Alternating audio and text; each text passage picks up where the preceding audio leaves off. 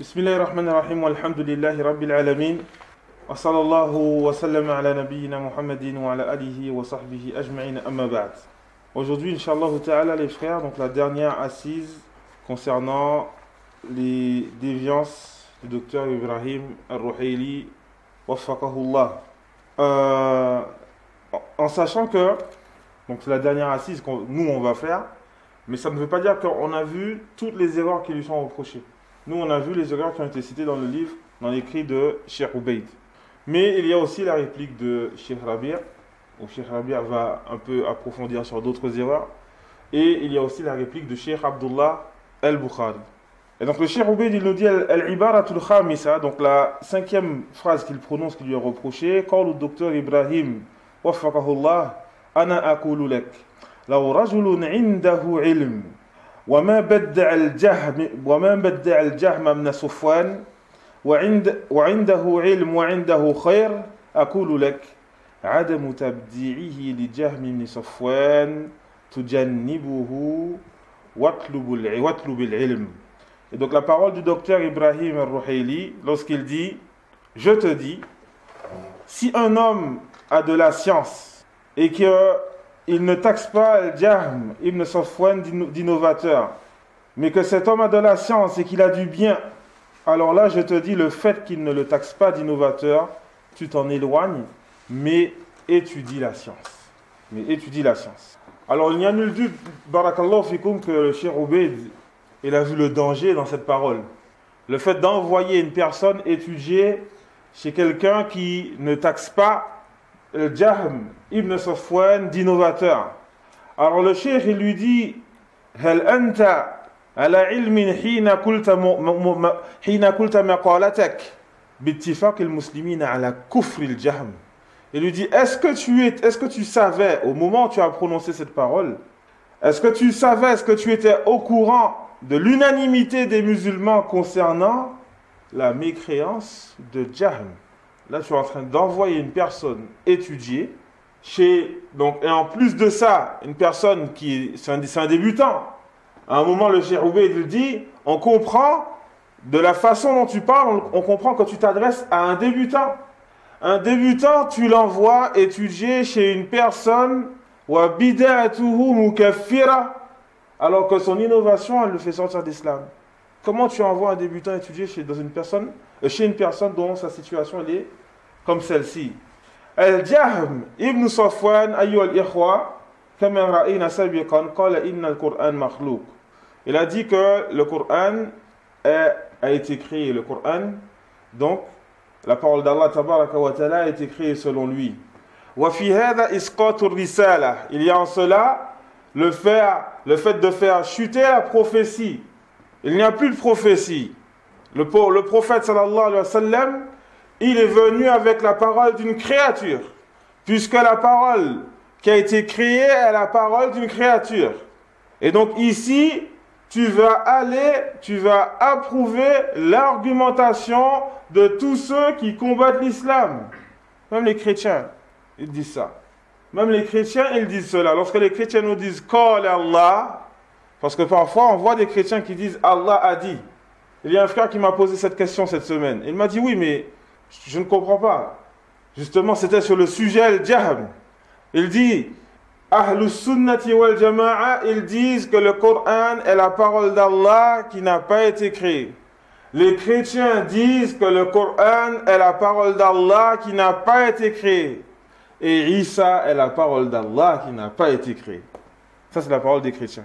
Et ensuite, c'est marqué à côté, Al-Jahmiya, ils disent que le Coran est la parole d'Allah qui a été créée. Le frère, il m'a dit, mais comment ça se fait? Les chrétiens, ils disent que le Coran, c'est la parole d'Allah. J'ai dit, oui, ça, c'est dans le débat. Lorsqu'ils veulent débattre avec nous, ils disent le Coran, c'est la parole d'Allah.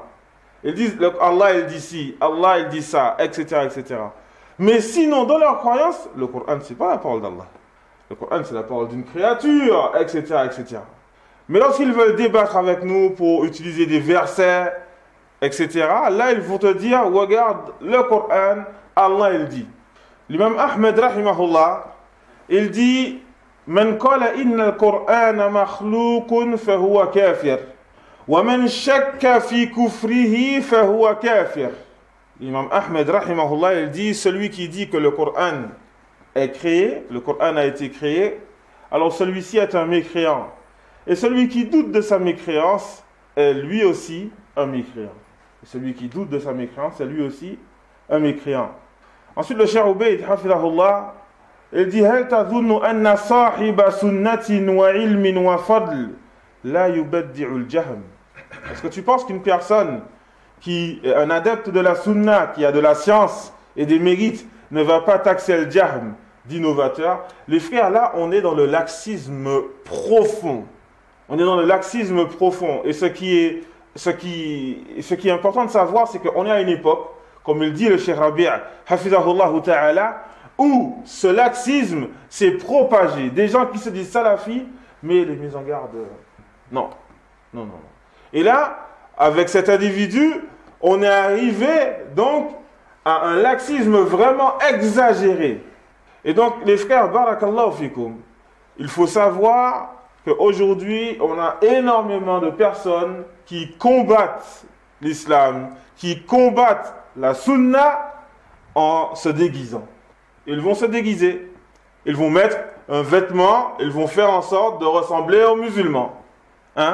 Il fait en sorte de ressembler aux musulmans et après il te dit il est permis d'adorer, il est permis de caricaturer le divin.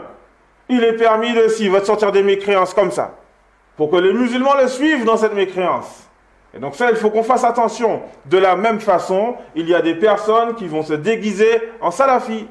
Ils se déguisent en salafi. Mais les répliques, non. Non, ça c'est pas pour nous ça. Ça, on le prend dans le Benhaj Salafi, la barbe, le camis, si, ça, quand les Cheikh l'Islam nous témia de temps en temps, quand ça nous arrange, etc. Le reste, les mises en garde et tout ça, non, c'est pas pour nous. Et ça, on le constate en France. On le constate clairement en France. Les gens nous accusent d'être haddadi. À partir du moment où tu vas prendre quelques mises en garde des ulémas, où tu vas prendre les mises en garde des ulémas, on va te taxer d'être un haddadi. Ah, ces gens-là, c'est les haddadiyoun, ils parlent trop sur les savants, etc. Voilà ce qu'ils disent. Pourquoi? Parce qu'eux, ils sont dans un laxisme profond. Il y a un point que je voulais voir avec vous, barakallahu fikum. C'est aussi un point qui a été reproché à Ibrahim al-Ruhaili.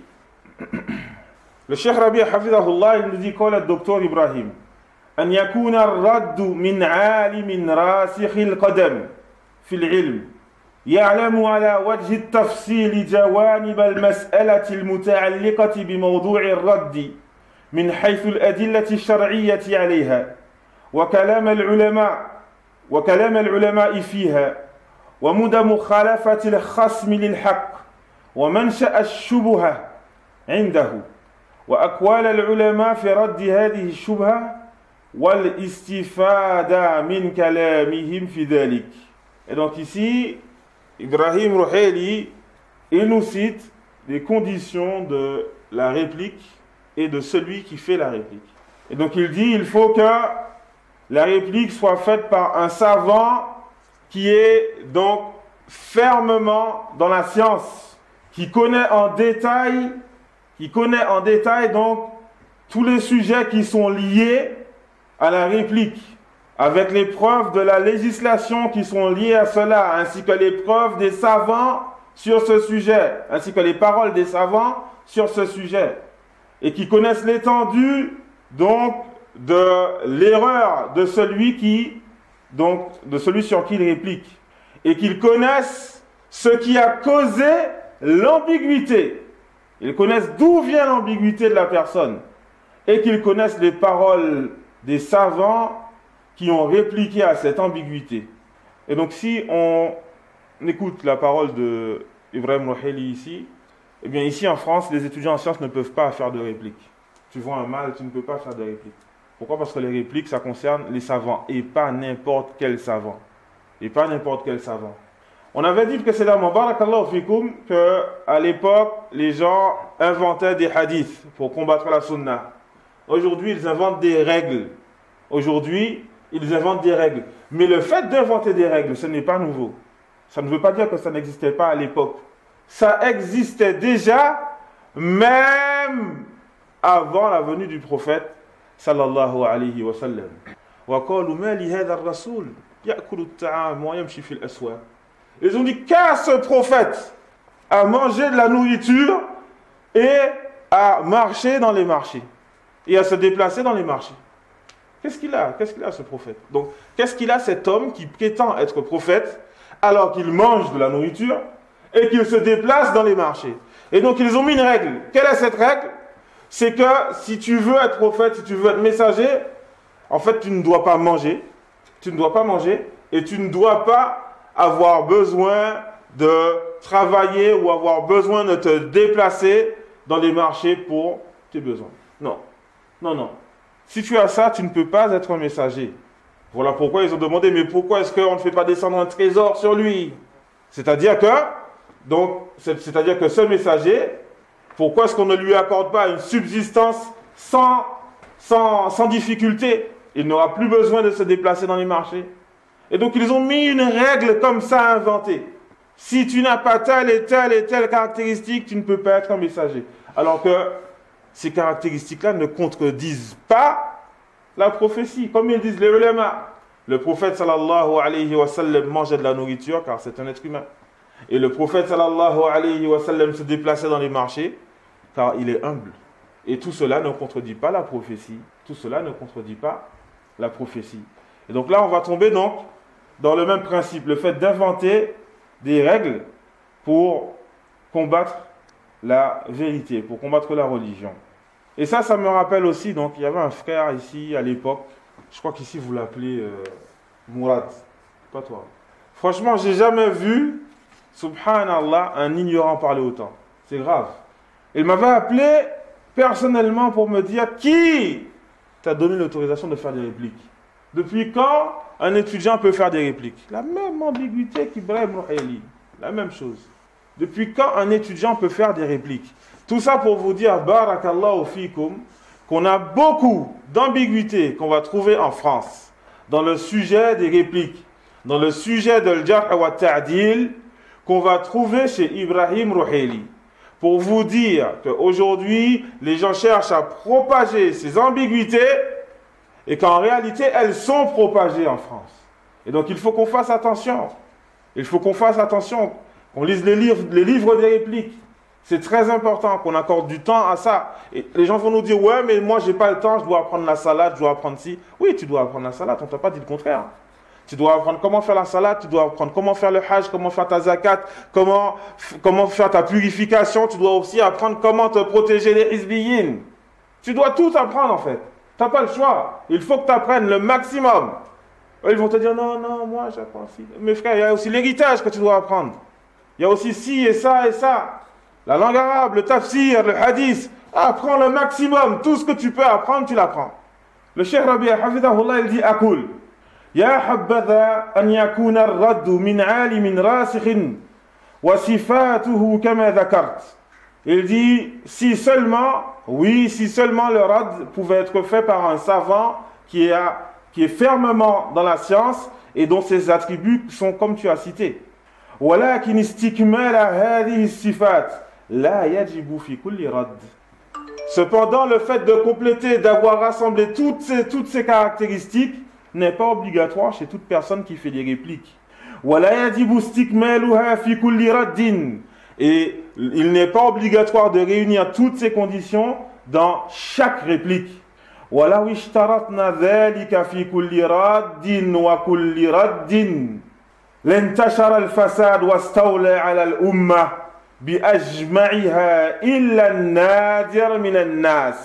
Et si on imposait et si on mettait en condition la présence de ces conditions chez toute personne qui fait des répliques ou alors dans toute réplique, alors la corruption se serait propagée sur terre et il y aurait eu le dessus dans la communauté. Sauf donc un petit nombre des gens donc qui ne seraient pas touchés par ce mal. Deuxièmement, يؤكد عدم صحة استكمال هذه الشروط أنك لا تجد في معظم بلاد الإسلامية علماء سلفيين راسخين ويوجد فيها طلاب علم ومع ذلك فإنه قد نفع الله بهم في نشر التوحيد وَضَحْرِ الشِّرْكِيَّاتِ وَالْبِدَعِ وَالْخُرَافَاتِ. Et donc il dit, et parmi les éléments qui vont appuyer donc le fait que le rassemblement de ces conditions, le fait de réunir ces conditions est caduque, il y a le fait que tu trouves dans la majorité des pays musulmans, et donc tu verras que dans la majorité des pays musulmans, il n'y a pas de salafis, il n'y a pas de savants salafis qui sont fermement dans la science. Dans la majorité des pays musulmans, tu ne trouves pas de savants salafis fermement dans la science. Mais il y a des étudiants en sciences. Il y a des étudiants en sciences. Et malgré cela, alors Allah tabaraka wa ta'ala, il a fait en sorte que ces gens, ces étudiants donc soient profitables. Et il a propagé par eux le tawhid. Et le fait de combattre les shirkiyat, le polythéisme, les innovations et tout ce qui revient donc des charlatans. Wa ana as'alu ad-doktor Ibrahim. إذا كان هناك بلد أو بلدان تنتشر فيها البدع والمنكرات ولا يوجد فيها عالم راسخ أو عالم أو علماء راسخون تتوفر فيهم تلك الشروط ويوجد فيها طلاب علم قد قرأوا الأصول الثلاثة وكشف الشبهات وكتاب التوحيد للإمام محمد بن عبد الوهاب وكتاب الواسطية والحموية لشيخ الإسلام ابن تيمية رحمه الله وعمدة الأحكام للإمام عبد الغني المقدسي أو بلوغ المرام للحافظ ابن حجر وتنتشر في بلادهم أو بلدانهم بدعة تعطيل صفات الله تبارك وتعالى وبدعة القدر وبدعة الإرجاء وبدعة الشرك بأهل القبور وغيرها من البدع ويكثر فيها شرب الخمر وتهتك النساء فهل يجب أن ينكروا هذه المنكرات في حدود علمهم أو يجب عليهم السكوت لأنهم ليسوا من العلماء الراسخين. Et donc il dit, je demande au docteur Ibrahim, si il y a dans certains pays, si se propagent dans ces pays-là des innovations et donc des actes blâmables, et il n'y a pas dans ces pays de savants qui soient fermement dans la science. Mais il n'y a pas dans ces pays-là de savants fermement dans la science qui réunissent toutes ces conditions. Mais par contre, il y a des étudiants qui ont lu les trois fondements, Kashf al-Shubuhat, le livre de l'unicité de l'imam Mohammed ibn Abdel Wahhab, Al-Wasitiyya, Al-Hamawiyya de Cheikh al-Islam ibn Taymiyyah, rahimahullah, Umdat al-Ahkam de l'imam Abdel Ghani al-Maqdisi, Boulough al-Maram de l'Hafid ibn Hajar. Et donc ils ont lu ces livres-là et il y a dans leur pays l'innovation, donc les innovations, des innovations qui se propagent. Le cheikh il a cité quelques innovations. Donc ta'til aussi fatillah, le fait de rejeter les attributs d'Allah, tabaraka wa ta'ala, l'innovation du destin, l'innovation de l'irja, l'innovation donc du polythéisme avec les gens des tombes et d'autres innovations. Et on peut aussi trouver le fait que se propage donc l'alcool, le fait de boire de l'alcool ou le fait donc d'attaquer l'honneur des femmes. Et donc à ce moment-là, est-il obligatoire à ces étudiants de répliquer à ce mal, ou alors leur est-il obligatoire de se taire parce qu'ils ne sont pas des savants qui sont fermement dans la science? أعتقد أن الدكتور إبراهيم سيجيب بأنه يجب على هؤلاء الطلاب أن ينكروها ويغيروها في حدود علمهم وطاقتهم امتثالا لقول الله تعالى. Il dit, et je pense que le docteur Ibrahim va répondre en disant qu'il est obligatoire à ses étudiants de répliquer et de rejeter ce mal en fonction de leur connaissance et de leur capacité, et tout cela en obéissant à la parole d'Allah tabaraka wa ta'ala. وَلْتَكُمْ مِنْكُمْ أُمَّةٌ يَدْعُونَ إِلَى الْخَيْرِ وَيَأْمُرُونَ بِالْمَعْرُوفِ وَيَنْهَوْنَ عَنِ الْمُنْكَرِ وَأُولَئِكَ هُمُ الْمُفْلِحُونَ. Et qu'il y ait parmi vous un groupe qui appelle au bien, qui ordonne le bien, qui ordonne le convenable et interdisent le blâmable. Et ceux-là sont ceux qui auront réussi.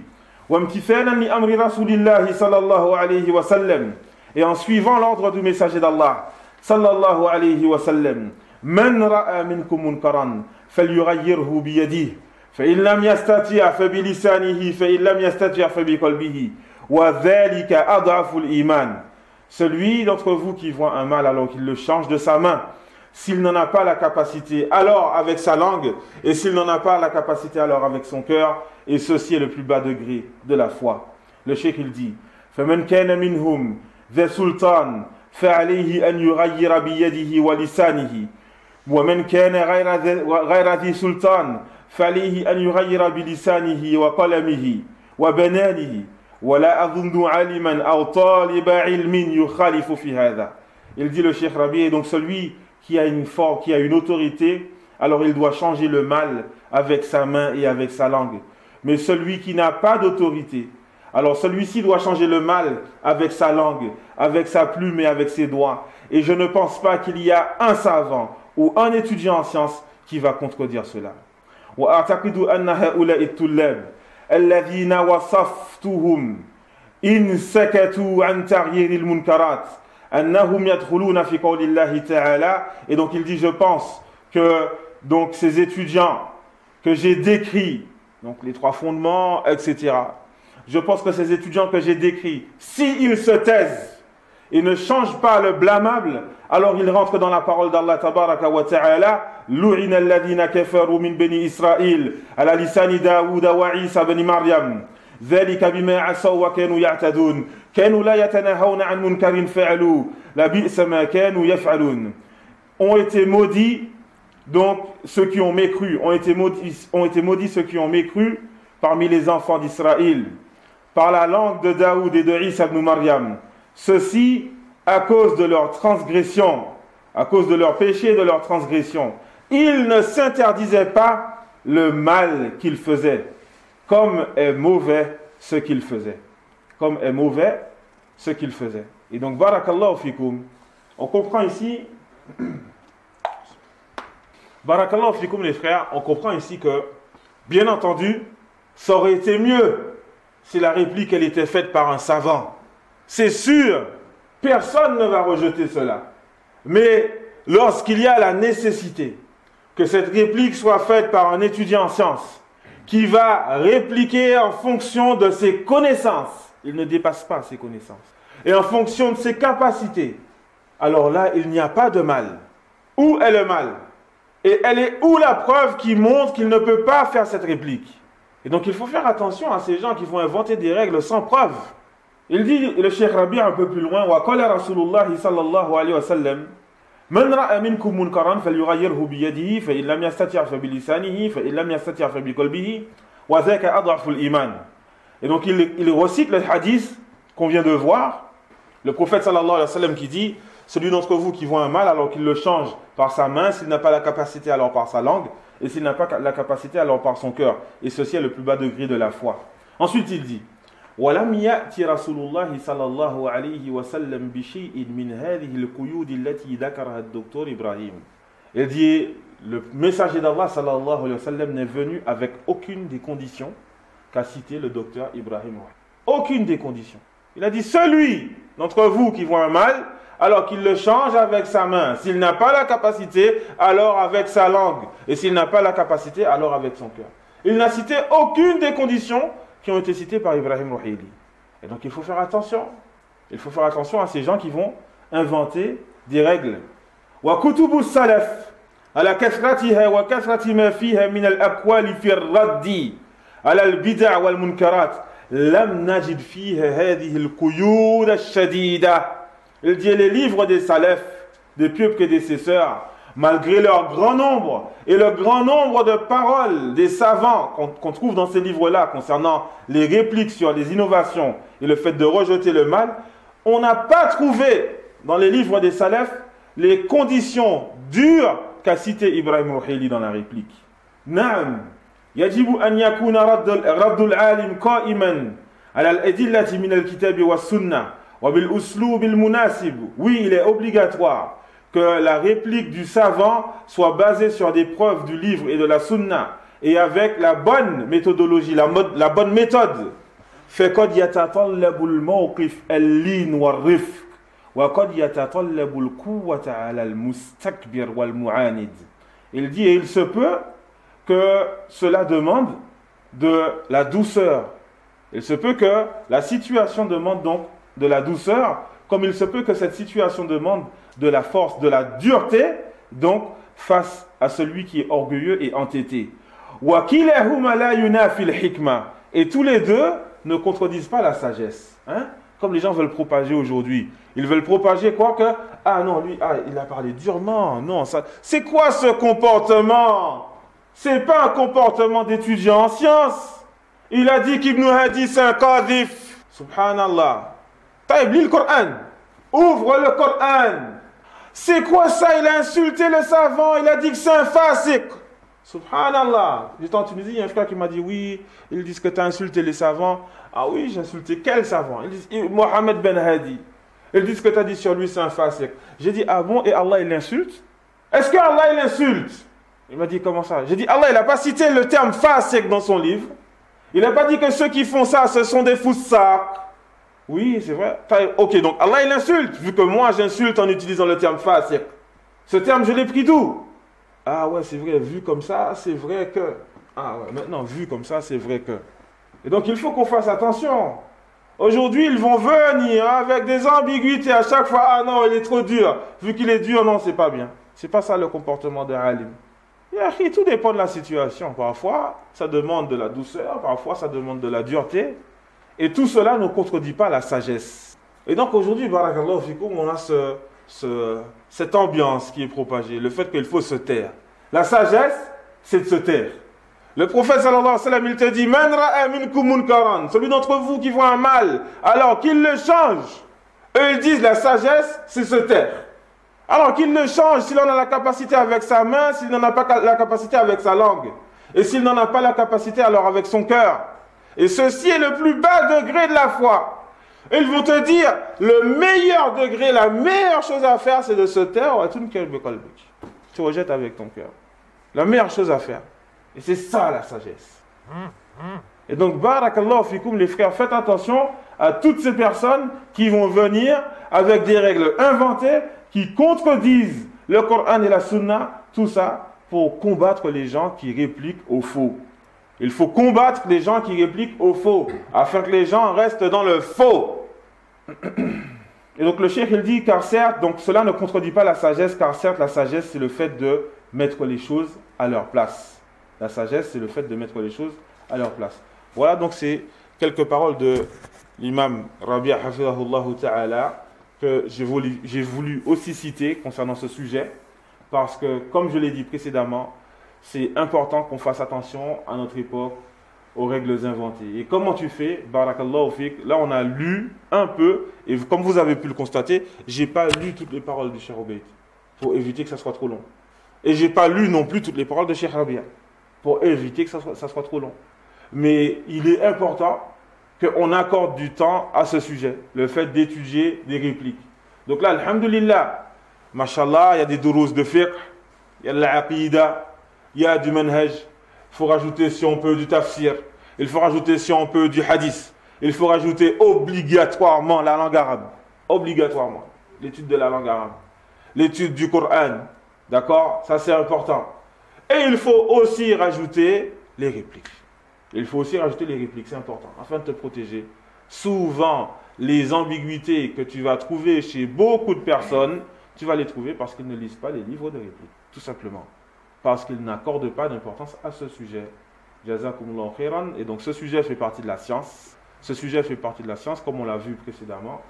On va arrêter là pour aujourd'hui. Bi'idhnillahi ta'ala. Waffaqallahu al-jami' lima yuhibbuhu wa yardah. Wa sallallahu wa sallam ala nabiyyina Muhammadin wa ala alihi wa sahbihi ajma'in. Jazakumullahu khairan.